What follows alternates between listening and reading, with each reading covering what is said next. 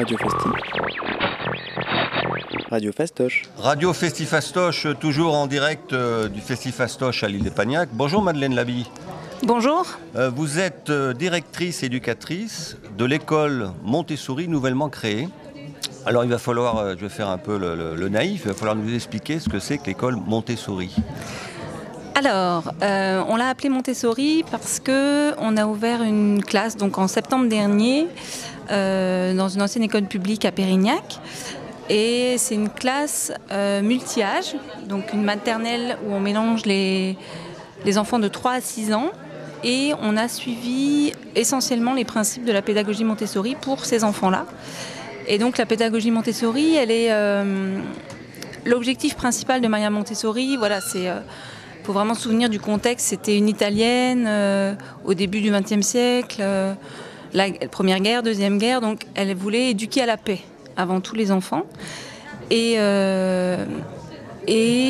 en faire des enfants qui soient autonomes dans leur vie, qui puissent s'adapter au monde fluctuant.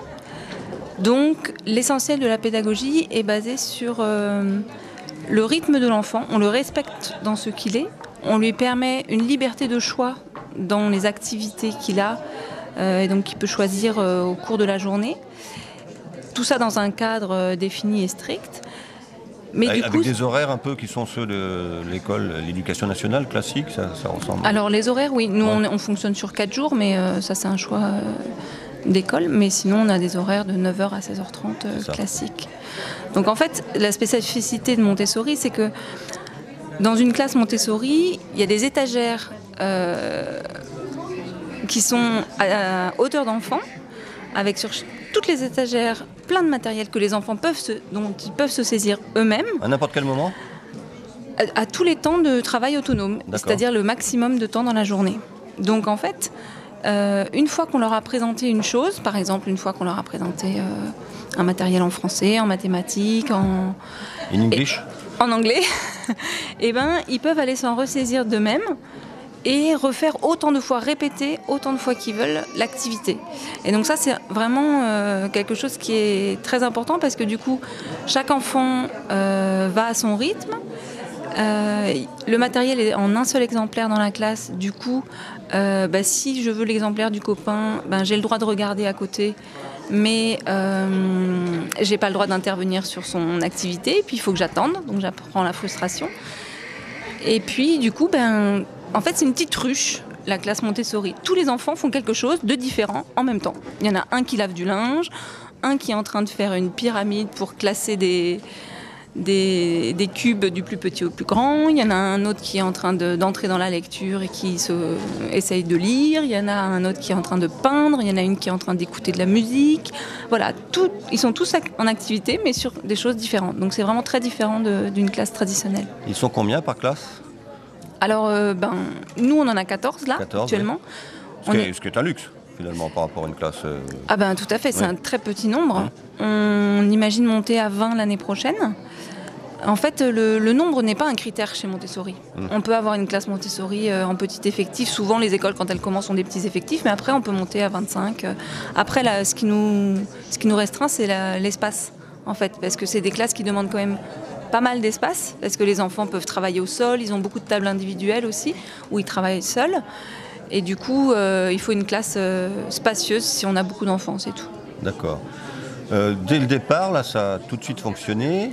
Est-ce que vous avez eu de nombreuses demandes ? Il y avait une attente très forte de ce genre d'éducation pour les enfants ? Alors en fait, on peut dire qu'en Charente, il n'y avait pas d'offre. Vraiment, il y avait une école qui avait tenté de se monter à Gourville, qui avait tenu 1 an et demi. Oui.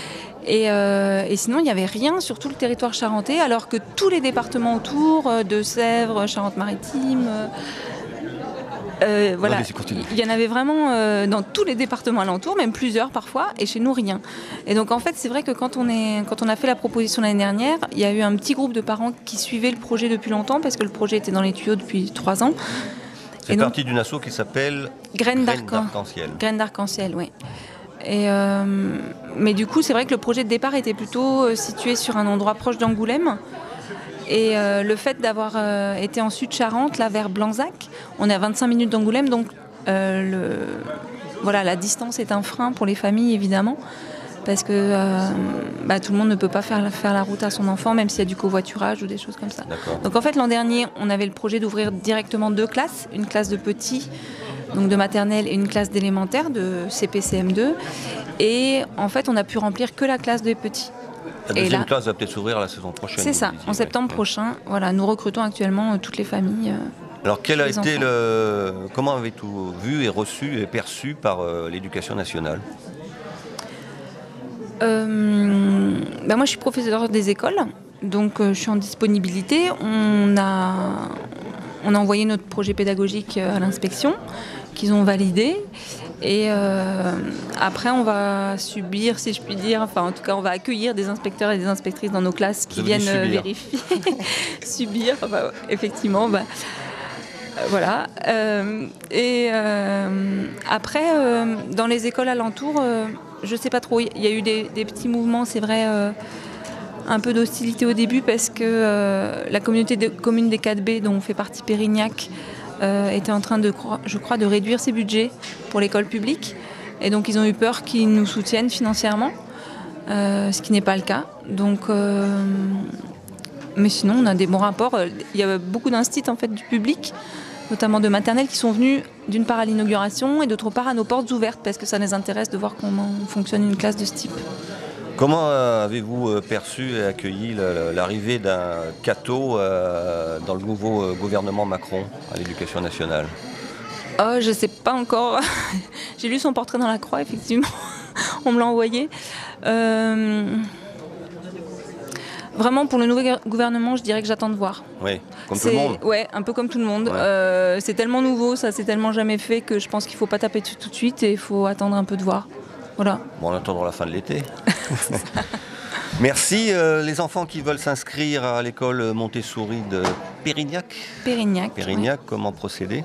Vous avez un site internet ? Alors, on a un site internet où il y a toutes les infos pratiques, il y a le dossier d'inscription à télécharger, toutes les grilles tarifaires. Donc, c'est www.grainesdarc-en-ciel.fr. Et on a un Facebook. Et puis sinon, l'école, on peut téléphoner à l'école aussi. Alors à l'ancienne, le numéro de téléphone, oui, ou le stand au Festifastoche. Non, le plus simple, c'est de venir nous rejoindre au Festifastoche. Le stand du Festifastoche dans le grand gymnase. Très bien, au soleil. Merci Madeleine Laby pour Montessori en Charente. Merci beaucoup, au revoir.